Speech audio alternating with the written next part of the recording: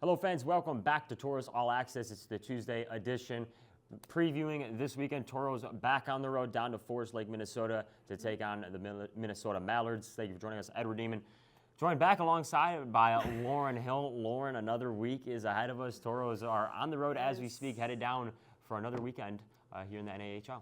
Yes, Edward, you will be traveling down to Forest Lake to play the Mallards for the first time this season. We have not seen them yet so far, and as Edward mentioned, they are they are part of the expansion teams that entered the division this past or beginning of this season. So this will be our first time playing them ever, and I know I'm really excited about it. Yep. Right off the hop, we'll take a look at the standings. Tauros currently in fourth place, 11-5, 1-2, following a weekend sweep over the Aberdeen Wings. Mallards coming to this one at 6-13, 0-1 on a 7-game losing streak, looking to rebound. Just with how tight things are in the Central Division. Got to say, everyone is still in the mix at this point, but definitely starting to create some separation. And big thanks to the Tauros, at least their standings after sweeping Aberdeen in what was, potentially one of their best weekends so far. I agree. I think it's definitely the best weekend that we've had in the Mesa Arena, let alone just in general. Like Edward said, we did sweep. We won that first game 4-0, and then that Saturday game 5-0. And the energy was definitely here in the Mesa Arena. Everybody was so excited, especially when you can shut out a team that you are competing with in your division, especially like that. And we did talk about that last week of if we were to go into that weekend and sweep the entire weekend, the standings would change, and they did.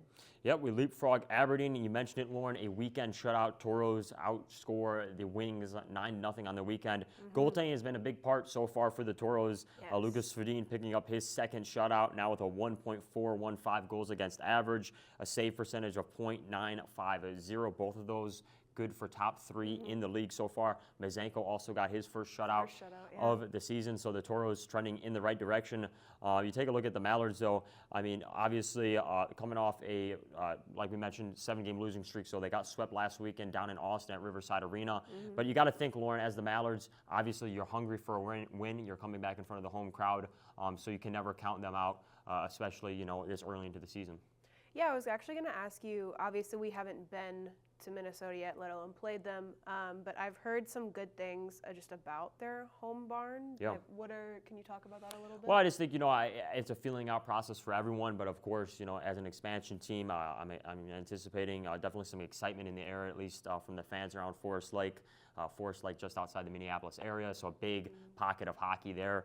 Of course, a lot of good local talent around there. You look at this Mallards team, they're led by Grant Cohen with 5 goals and 10 assists on the year. Hunter Hayes with 12 points through 20 games. So definitely some positives that you can take away, and especially when you talk about the Central Division, how tough it has been for everybody involved. Obviously, Bismarck at the top with 17 wins already. Austin's been a really tough team as well, which Mallards just saw last week, and St. Cloud has also had a great start to the season. So everyone kind of just still feeling things out in a competitive race so far, but the Tauros, as we mentioned now, starting to get to a more favorable part of the schedule, taking on the Mallards this week. A duel with Bismarck on Wednesday night, of course, that will be a tough one, but then on the other side, the Shamrocks as well, being another expansion team. So I think the Tauros have an opportunity to really kick up the momentum and continue the streak that they're on. Yeah, I agree. And just as Edward just mentioned that, we did have 2 weekends back-to-back where we were home in the Mesa Arena. This weekend we are not, as well as next Wednesday, kind of a weird one. We do play in Bismarck, and we are not home again until November 29th, which is, I don't want to say the longest we've been away, but almost feels like it. So definitely go and buy your tickets for Black Friday.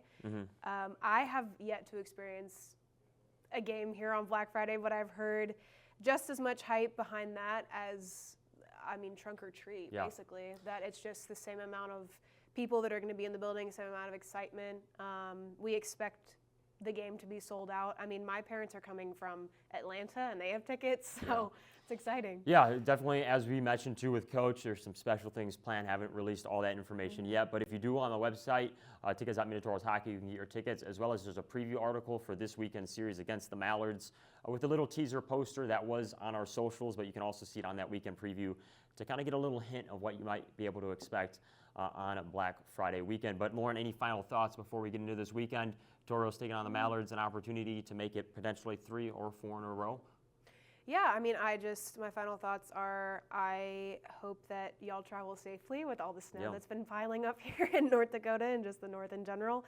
I hope that we go into this. I said it last weekend, so I'm going to say it again because it worked in our favor. I hope we sweep. That's simply my final thoughts there. Yep, Toro fans, so if you want to watch the game, of course, the broadcast on NA TV, or you can listen to the free audio on Facebook and YouTube Live. Also, you can scan that QR code on the side of the screen, take you to the website. Like we mentioned, get your tickets for Black Friday. That's the next time the Toros are home, the 29th and 30th against the Watertown Shamrocks.